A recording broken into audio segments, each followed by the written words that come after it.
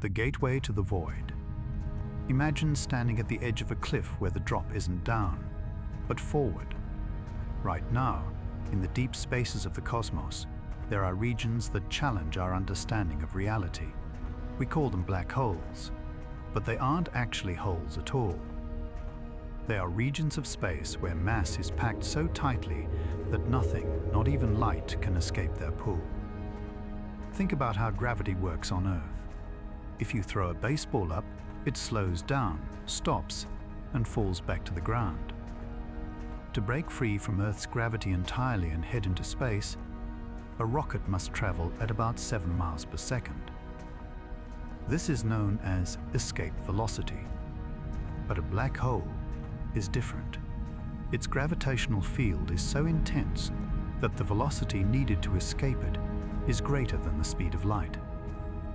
Because nothing in the universe travels faster than light, anything that crosses that boundary is trapped. From that moment on, the rest of the universe can only watch from the outside. For a long time, physicists thought these objects were just mathematical anomalies. In 1915, Albert Einstein changed how we look at the universe with his theory of general relativity. He explained that space and time are linked together in a single fabric, like a flexible sheet. When you place a heavy object like a star on the sheet, it bends. That curve is what we experience as gravity. A few months later, a physicist named Carl Schwarzschild was serving on the front lines of World War I. In his spare time, he calculated the solutions to Einstein's new equations. He found that if you pack enough mass into a small enough space, the curvature becomes extreme. Today, we call the size of that limit the Schwarzschild radius.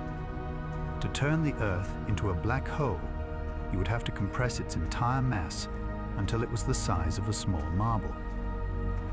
At that point, the gravity would become strong enough to isolate it from the rest of space. It is a sobering thought that something as massive as our planet could simply vanish into a single point of shadow. Einstein doubted that nature would actually allow such objects to form. For decades, the idea was mostly ignored. It wasn't until the late 1960s that physicist John Wheeler popularized the term black hole, and astronomers began searching for real evidence. Hunting for a black hole is difficult because they emit no light. It is like looking for a black cat in a pitch-black room. You cannot see the cat itself, but you can see the milk bowl it knocks over. Black holes reveal themselves through their effect on nearby matter. When a black hole orbits close to a normal star, its gravity pulls gas away from that star. This gas forms a rapidly spinning disk around the black hole, heating up to millions of degrees through friction. As it heats up, it emits bright X-rays just before crossing the point of no return. We don't see the black hole itself, we see the glowing matter surrounding it, outlined against the dark. Astronomers now know these objects are common. In fact, there is a supermassive black hole at the center of our own Milky Way galaxy, called Sagittarius RI. It contains the mass of about 4 million suns. It sits quietly in the dark, guiding the orbits of millions of stars, including our Sun. We are all essentially drifting around a central shadow that we can never look at directly. The universe looks quiet from a distance, but it is shaped by these invisible centers of gravity. In the next chapter, we will look at how they form, focusing on what happens when a massive star runs out of fuel and collapses under its own weight, the cosmic birthplace. Imagine a star that is 15 or 20 times larger than our Sun. For millions of years, this giant burns with steady brilliance, radiating light and heat into the deep isolation of space. It sits as a beacon in the darkness, a massive ball of glowing plasma stretching across millions of miles. To an outside observer, it looks completely permanent, an unchanging fixture of the cosmos that will endure forever. But a star's entire existence is actually a silent, brutal war against its own mass. Gravity is constantly trying to crush the star inward, attempting to pull every single atom toward the center. It never sleeps, never grows tired, and never stops pulling. Every moment of the star's long life is spent resisting this relentless downward force. The only thing keeping the star stable is the counterpressure from the nuclear furnace burning deep within its core. Down in the deepest depths of the star, the pressure and heat are so intense that atoms are smashed together. It fuses hydrogen into helium, generating an outward push that fights gravity to a long-lasting standstill. This beautiful balance, this hydrostatic equilibrium, is what gives the star its shape, its temperature, and its light. The outward energy matches the inward pull perfectly. But this furnace requires a constant supply of fuel, and the fuel eventually runs out. A star is born with a finite amount of hydrogen, and from the very first moment it starts to shine, the clock begins ticking toward an inevitable end. As millions of years pass, the hydrogen in the core depletes, and the star begins to face its first real crisis. Without enough hydrogen to fuse, the core begins to cool slightly, and gravity immediately takes advantage, squeezing the core tighter. But this squeezing increases the temperature and pressure even further, allowing the star to fuse heavier elements to survive. It burns through helium, turning it into carbon and oxygen. When the helium runs out, it squeezes again, heating up enough to burn carbon into neon and magnesium. Each new layer of fuel burns faster and hotter than the last, holding back the weight of gravity for shorter and shorter periods of time. The star becomes layered like an onion, with different types of fusion happening all the way down to its center. On the outside, hydrogen still fuses, but as you go deeper, you pass through shells of helium, carbon, neon, and oxygen until you reach the very heart of the giant. Eventually, the fusion process produces iron. Iron is a dead end for a star. It is the ultimate boundary in nuclear physics. Unlike lighter elements, fusing iron does not release energy. It actually consumes it. The star cannot get any power from iron, no matter how hard gravity squeezes.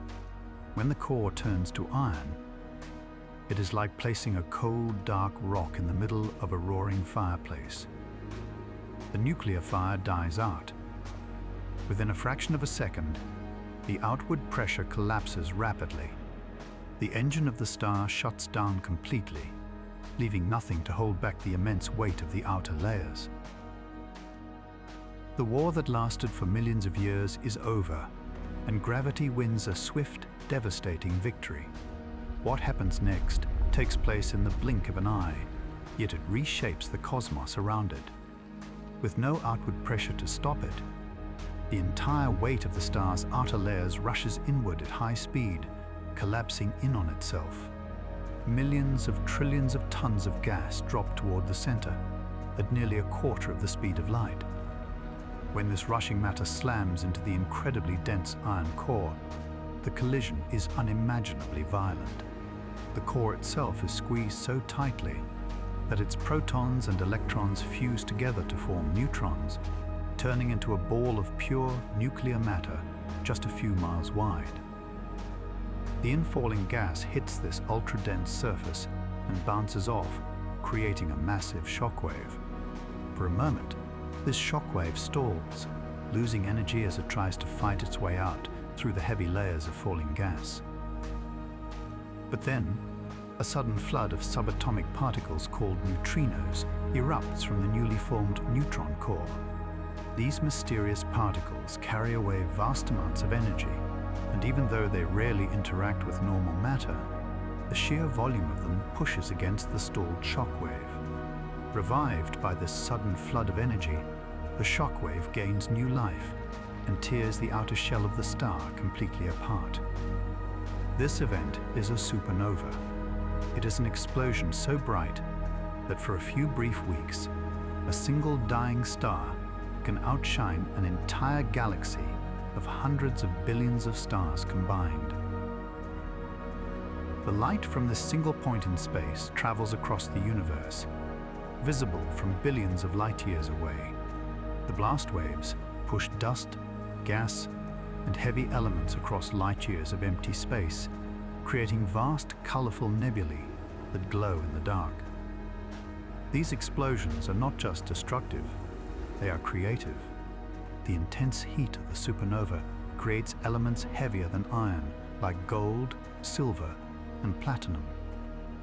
It scatters these raw materials into the void, where they will eventually become new stars, new planets, and perhaps even worlds like our own. Every heavy atom in your body, from the iron in your blood to the calcium in your bones, was forged in the heart of a dying star and scattered by a supernova. But the real mystery is what happens to the core left behind. The outer layers are gone, blasted into deep space, leaving only the crushed remnant at the center.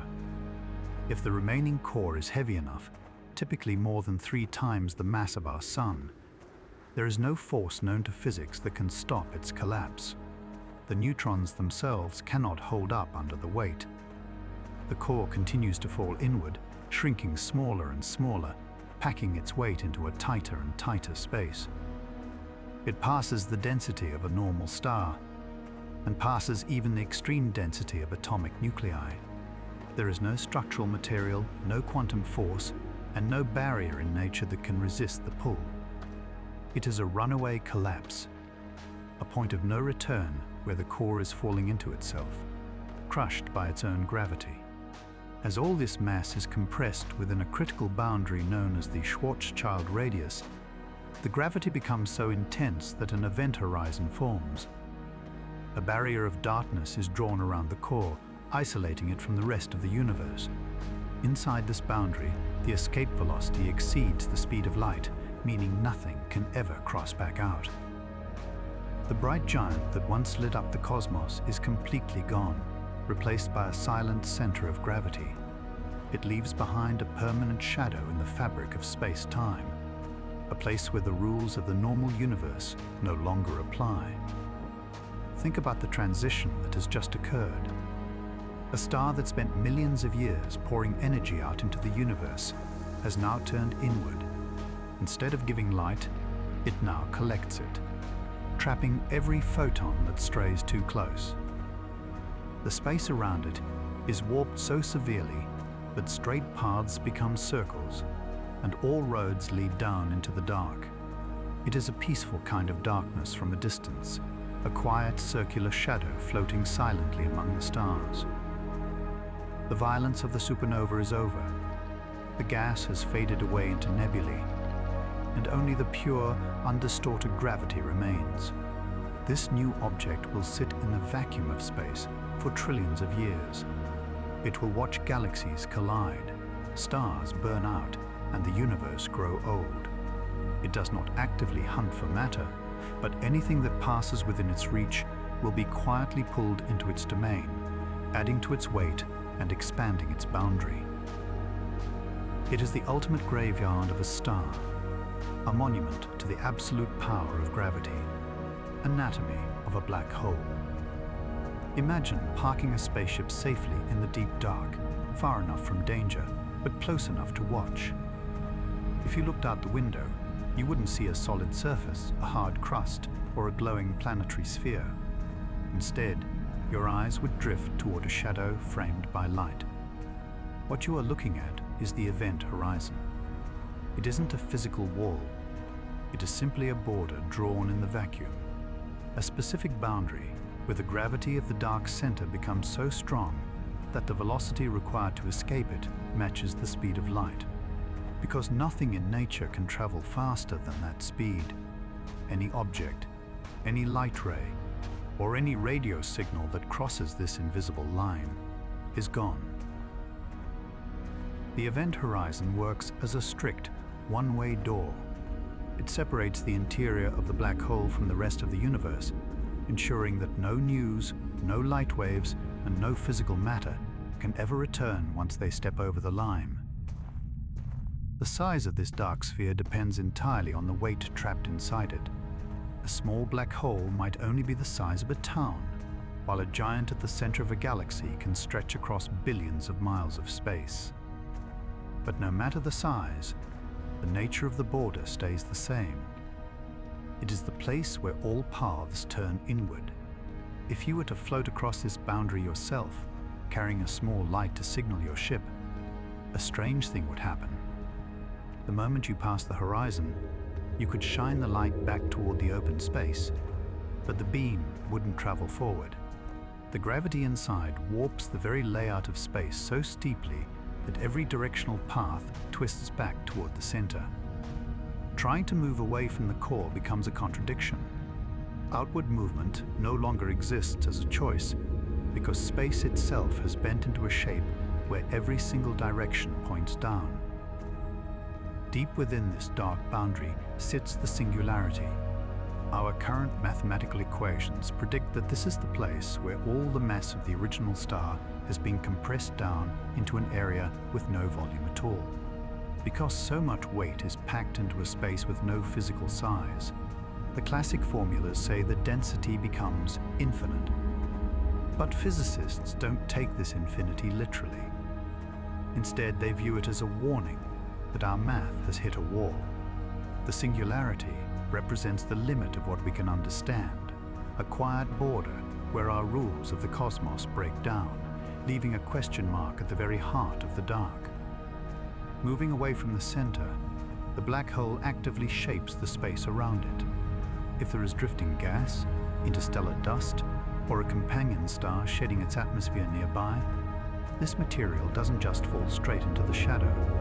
Because the matter is moving, it gets caught in a rapid orbit, flattening out into a wide, spinning ring known as an accretion disk. As the gas swirls, the layers closest to the boundary rush forward at high fractions of the speed of light, rubbing against the outer, slower layers. This intense turbulence and magnetic stress generate heat, raising the temperature of the disk to millions of degrees. The gas glows with intense heat, releasing X-rays out into the empty space. This glowing ring outlines the central darkness, acting as a clear marker that allows telescopes on Earth to find the shadow against the dark backdrop of the universe. Just inside the edge of this glowing disk lies a fragile region known as the photon sphere. Here, the gravity is balanced so precisely that light particles, or photons, are forced to orbit the black hole. Imagine, for a moment, an unstable path where light is caught in a temporary loop. If a traveler could exist here, a beam of light shone horizontally would curve around the shadow and strike them directly in the back of the head. In this strange ring of space, you would catch a brief glimpse of your own reflection wrapped around the sky before the light eventually slips away, either falling into the dark or escaping into the void. Beyond the photon sphere, the gravitational pull continues to warp the light from distant background stars. This effect, known as gravitational lensing, bends and magnifies the starlight, creating distorted, changing images that shift as you move around the perimeter. The black hole acts as a giant cosmic lens, reshaping the view of the background stars into a curved pattern of light that frames the dark center.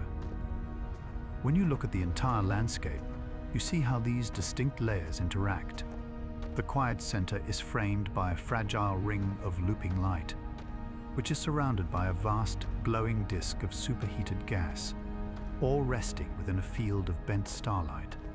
It is a system shaped entirely by the heavy mass at its core, remaining as it is for as long as there is matter nearby to feed the disk.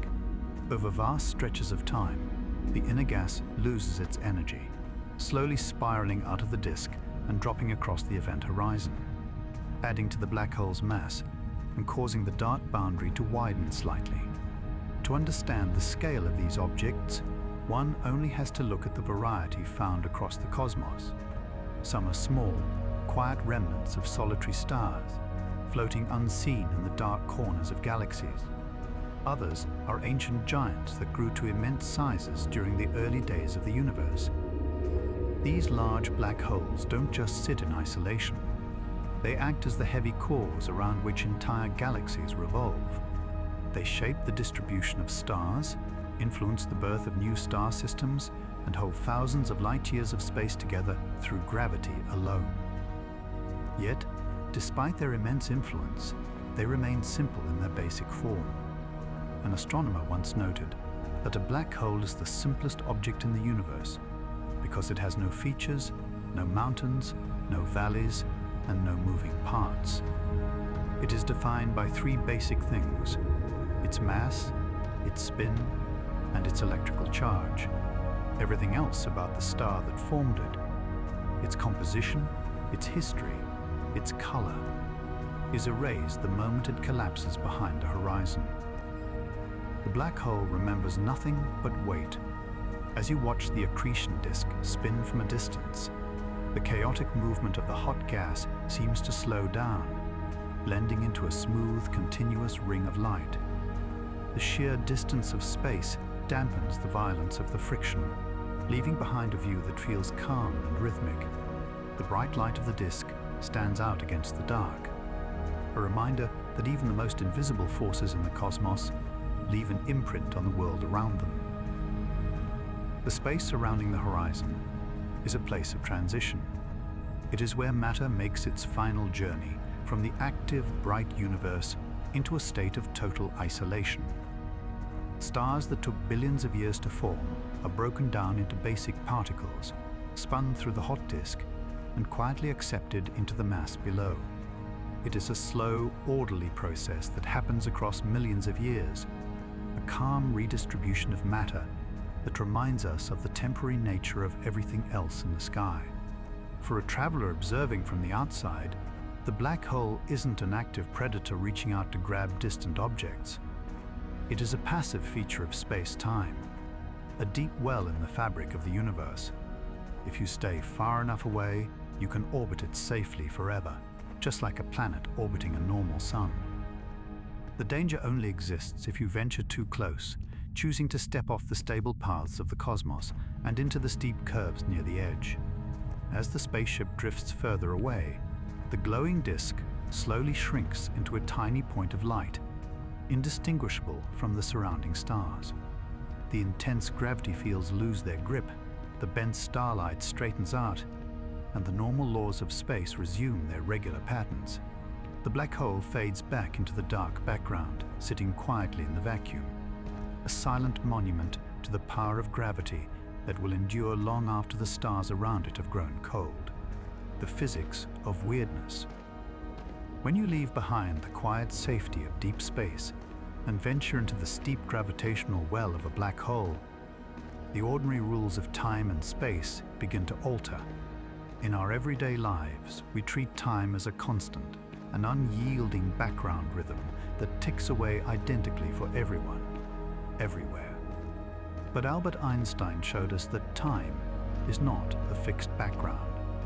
It is flexible, woven directly together with space into a single canvas called space-time. And when that canvas is placed near a heavy concentration of mass, it stretches. The stronger the gravity, the slower the clocks tick. This phenomenon is known as gravitational time dilation. To understand how this alters reality, imagine a journey involving two people. One traveler decides to stay far away in the mothership, parked in a safe, flat region of space where gravity is weak. The second traveler takes a small pod and drifts down toward the event horizon of a supermassive black hole. Both are wearing identical, highly precise digital watches that are perfectly synchronized before the journey begins. As the small pod glides closer to the dark boundary, the intense gravity begins to twist the relationship between the two clocks. To the traveler inside the pod, nothing feels unusual. Your heart beats at its regular rhythm, your thoughts move at their normal pace, and when you look down at your watch, the seconds click by exactly as they always have. Your local experience of reality remains completely unchanged because you are moving along with your own frame of time. It is a simple fact of physics that your own clock always feels normal to you. But to the observer watching through a powerful telescope from the safety of the mothership, the view is profoundly different. As your pod approaches the horizon, the observer notices that your movements are beginning to slow down. It looks as though you are moving through a thick liquid. When they look closely at the digital display of your watch broadcasted back to the ship, they see the numbers changing at a crawl. A single second on your watch takes a minute to change from their perspective, then an hour, then a day. This happens because the light carrying the image of your watch has to fight its way out of the steep gravitational well.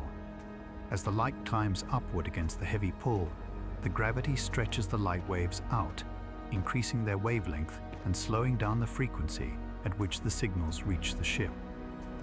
This stretching of light is called gravitational redshift. It is a visual trick played by gravity on the light itself. As you reach the edge of the event horizon, the time dilation approaches a standstill from the perspective of the ship. The observer sees your pod slow down to a complete stop. You become a motionless picture, frozen on the threshold of the dark sphere, like a photograph stuck in place. Over the next few hours, the light waves carrying your frozen image stretch so much that they shift out of the visible spectrum, turning from regular light to infrared, and eventually fading into radio waves. You do not visually plunge into the black hole from their point of view. You simply fade away into pitch blackness, leaving a frozen ghost behind on the border. Yet, your actual experience inside the pod is entirely different. You do not feel yourself slow down, nor do you freeze at the boundary. You sail right through the event horizon smoothly, completely unaware of the exact mathematical moment you cross the point of no return. The horizon is not a physical wall, so there is no bump or jar as you pass it. It is just empty space. However, certain mathematical solutions in general relativity suggest a fascinating possibility if you were to look back right before crossing. Because time out in the empty universe is ticking at an accelerated pace relative to your clock, you might theoretically see the outside world speed up.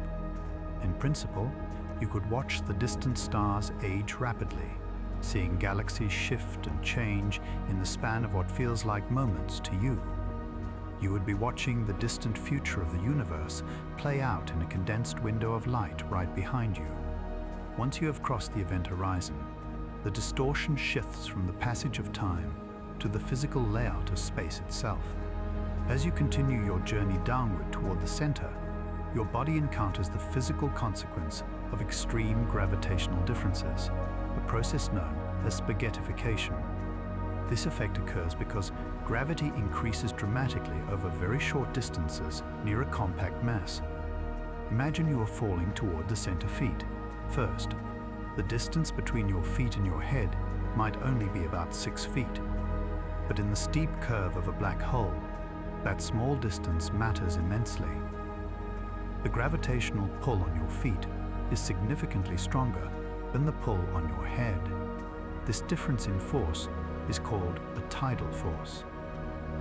As you fall deeper, this tidal force grows until it exceeds the structural strength of your body. The intense differential pull begins to stretch you vertically, pulling your feet away from your legs, and your legs away from your torso, elongating your entire form into a long, thin stream of matter. At the same time, the lines of gravitational force compress you horizontally, squeezing you from the sides while stretching you from top to bottom. It is a relentless physical transition where structural form is simply undone by the extreme shape of space itself. To think about these effects is to realize how thoroughly a black hole flips our understanding of cause and effect. In the equations of general relativity, the behavior of space and time inside the horizon takes on a highly unusual structure. In the normal universe outside, you can choose to move left or right, forward or backward in space, but you can never choose to move backward in time. Time carries you forward into tomorrow, no matter what you do. But according to the mathematics of a standard black hole, once you cross the event horizon, the inward path toward the center becomes as inevitable as the forward flow of time itself. The center is no longer just a destination in space. It becomes a moment in your unavoidable future. Trying to escape the center is like trying to turn around and travel back into yesterday. Just as you cannot escape tomorrow morning, you cannot escape the singularity once you're inside the horizon, because the path to the center has become the next tick of the clock. For a long time, these concepts were treated as interesting paradoxes, but modern experiments have proven that gravity truly does govern the pace of time. Even here on Earth, clocks placed at sea level, where gravity is slightly stronger, tick a tiny fraction of a second slower than clocks placed on top of high mountains. The satellites that run our global positioning systems orbit high above the Earth, where gravity is weaker, meaning their internal clocks run slightly faster than the clocks on our phones. Engineers must regularly adjust the software to account for this difference. Otherwise, our maps would lose their accuracy within a matter of hours. A black hole is simply this everyday phenomenon pushed to its limit. It is a place where the stretching of time becomes so vast that the bridge between different observers breaks entirely. It reminds us that our experience of a steady, reliable reality is a local luxury, shaped entirely by the gentle gravity of the planet we call home. We take the steady ticking of our clocks for granted, assuming the rest of the cosmos shares our exact pace. As you look back at the entire picture, the distortion of time and space reveals a quiet, orderly universe. The black hole does not break the laws of physics. It fulfills them, showing us how space and time bend under the weight of matter. The violence of the initial collapse gives way to a long, slow stretch, leaving a calm, dark space that will endure long after the bright stars have faded from the sky. Type some deep space monster. Black holes are not all the same size. They come in distinct classes based on how they were formed and just how much mass they have managed to gather over the history of the cosmos. By studying these differences, astronomers have revealed a vast range of scales, stretching from small stellar remnants to giants that dominate the centers of entire galaxies. The most common variety scattered across space are stellar mass black holes. These are the direct remnants of the massive dying stars we explored in earlier chapters. When a star with significant mass runs out of fuel and explodes, the core left behind collapses under its own weight. A typical stellar mass black hole holds a mass equivalent to several suns, compressed into a relatively small area. Because they are compact and emit no light of their own, millions of them likely drift completely unnoticed through the lonely corridors of our galaxy, detectable only when they happen to pass near another visible object. Then there are the intermediate mass black holes, which represent a long-sought middle ground in astronomy, holding anywhere from a few hundred to a few 100,000 times the mass of the Sun. These objects have proven incredibly difficult to identify with absolute certainty. For a long time, their existence was entirely theoretical, and even today, astronomers only have a handful of strong candidates. These rare objects are sometimes tracked in dense clusters of stars. They may form through a slow chain reaction of stellar collisions, or when smaller stellar mass black holes gradually merge together over vast stretches of time. They remain quiet and difficult to verify, mostly because they lack the steady supply of nearby gas needed to light up an accretion disk. But the true titans of the universe belong to a class known as supermassive black holes. These are centers of gravity that contain millions or even billions of times the mass of our Sun. Unlike their smaller stellar cousins, these giants did not form from a single dying star. Instead, they appear to have grown alongside the galaxies themselves, sitting at the exact geometric center of almost every large galaxy in existence. While they do not hold an entire galaxy together on their own, a task largely driven by the vast halos of dark matter surrounding galaxies. They dominate the central regions, quietly influencing the motion of millions of stars around them over billions of years. One of the largest supermassive black holes ever discovered is an object named Tone 618, located billions of light-years away from us. It holds the mass of roughly 66 billion suns. The event horizon of this single object is so incredibly wide that if you were to place our entire solar system inside it, the orbit of Neptune would look like a tiny speck near the center. It powers a brilliant quasar, shining with the light of 100 trillion stars, because the vast amount of gas swirling outside its boundary gets heated to extreme temperatures by magnetic forces before falling in. It is an object of scale that challenges our ability to visualize space, turning a simple dark point into a feature that dominates its cosmic neighborhood. At the completely opposite end of the spectrum is a theoretical class known as primordial black holes. These objects have never been officially observed, but certain models in physics suggest they might have formed during the chaotic first few seconds following the Big Bang. Back then, the universe was a hot, turbulent soup of energy rather than a smooth expanse. In those early moments, local fluctuations in density might have randomly compressed pockets of space under intense pressure, collapsing them directly into tiny black holes without ever needing a star to live or die. Depending on the specific conditions of the early universe, primordial black holes could vary wildly in size. Some theoretical models suggest they could have the mass of a large mountain on Earth, yet be compressed down to the physical size of a single subatomic proton. Because they would be so tiny, they wouldn't pull in large amounts of matter. Instead, they would float silently through space like invisible particles, completely stable and ancient. Some physicists have suggested that primordial black holes could account for a fraction of the universe's dark matter, though this remains an open question with no consensus. Yet, despite this vast range in size, every black hole is governed by the same clean physics, whether it is a tiny primordial point or the massive weight of Ton 618. The basic structure remains uniform. The size of the dark boundary scales perfectly with the mass inside it. The universe shows us the same mathematical rule applied to a tiny subatomic dot and a galactic monster. As you look at the cosmic distribution of these objects, you see a universe shaped by shadows.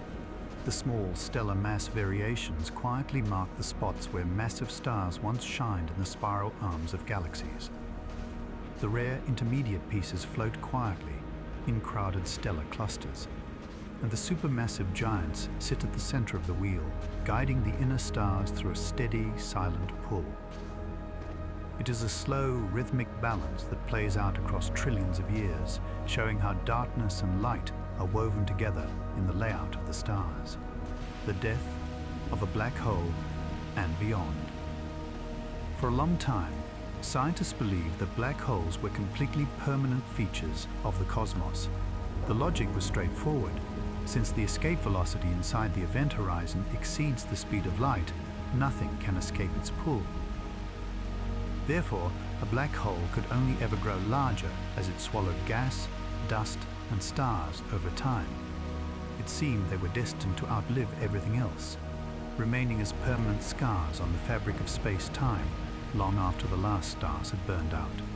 But in the 1970s, Stephen Hawking introduced a groundbreaking theory that challenged this idea, suggesting that black holes are not truly eternal. To understand how a black hole can lose mass, physics requires us to look away from the massive scale of stars and dive into the subatomic world of quantum mechanics. In quantum physics, empty space is never truly empty. Instead, the vacuum of space is filled with activity, where pairs of virtual particles constantly pop into existence out of nothingness. These pairs consist of a particle and an antiparticle.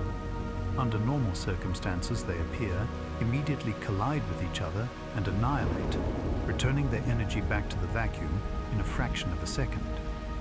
This process happens everywhere in the universe, all the time, completely unnoticed. However, Hawking realized that a unique situation occurs if a pair of virtual particles pops into existence precisely on the edge of a black hole's event horizon. Before the two particles can collide and annihilate each other, the extreme gravitational force of the black hole acts on them. One particle falls across the event horizon, trapped forever inside the boundary. The other particle, now left without a partner to annihilate it, escapes out into the open space as a real particle of radiation. To an observer watching from a safe distance, the black hole appears to be faintly glowing, emitting a steady stream of energy known today as Hawking radiation. The fascinating part of this quantum process involves the conservation of energy. Because energy cannot be created out of nothing, the escaping particle must take its energy from somewhere. The energy required to separate the pair and launch the surviving particle into space is supplied by the gravitational field of the black hole itself. Therefore, every time a particle escapes into the cosmos, the black hole loses a tiny fraction of its energy, which means it loses a tiny fraction of its mass. Through this process, the black hole is slowly leaking its weight back into the universe. This rate of evaporation is incredibly slow, governed by a relationship where the smaller the black hole, the faster it leaks. For a supermassive black hole containing millions of suns, the temperature of this radiation is nearly absolute zero, and the amount of mass it loses each year is entirely negligible. In the current era of the universe, these large objects are actually gaining mass much faster from the ambient starlight and cosmic background radiation than they are losing it through quantum leaks. Because of this, the evaporation of large black holes will only truly begin in the deep future, long after the universe has expanded so much that the background space becomes colder than the black holes themselves. The timescale for a stellar mass black hole to evaporate completely is an exercise in numbers that strain our visualization. It takes a number of years represented by a 1 followed by nearly 60 or 70 zeros for a standard black hole to fade away. As the black hole loses mass, however, its temperature begins to rise and the evaporation process accelerates. During its final moments, when its mass shrinks to that of a small mountain, it releases energy at an exponential rate. The slow, calm leaking turns into a rapid release of radiation, ending in a final flash of light as the last of its mass vanishes into the void.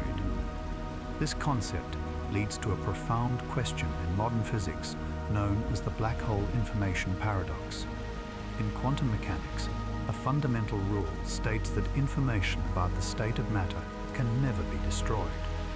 If you burn a book, the information in the text is practically lost. But in principle, if you were to collect every single atom of ash, smoke, and light emitted by the fire, you could mathematically reconstruct the book. But if you throw that same book into a black hole, and the black hole eventually evaporates completely through Hawking radiation, what happens to the information? The radiation emitted over trillions of years is entirely random and carries no trace of the objects that fell in. If the information is truly gone when the black hole vanishes, it breaks a foundational law of physics. If the information somehow escapes, our understanding of space-time must be missing a vital piece. This paradox remains one of the most active debates in physics, bridging the gap between gravity and the quantum world.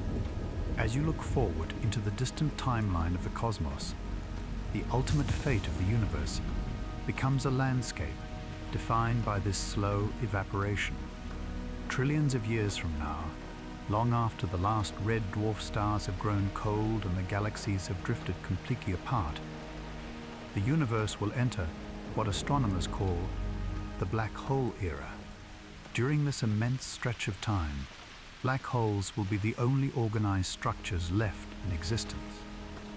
They will sit in total darkness, lonely monuments drifting through an empty, frozen void, slowly radiating their mass away second by second, eon by eon. Eventually, even the largest monsters like Tone 618 will reach the end of their long lives. The final black hole will experience its last rapid acceleration, releasing its remaining energy into the empty space and fade away. When that happens, the universe will enter the dark era.